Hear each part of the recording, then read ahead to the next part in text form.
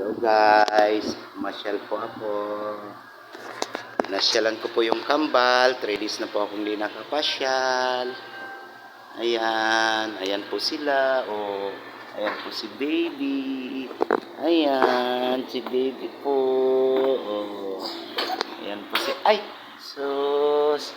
Umuubo po sila. Oh, opo. Oh, ayan na dito. Ayan na. Oh, salita ka na. Hello followers. Andito po si Lolo, pinasyalan po ako.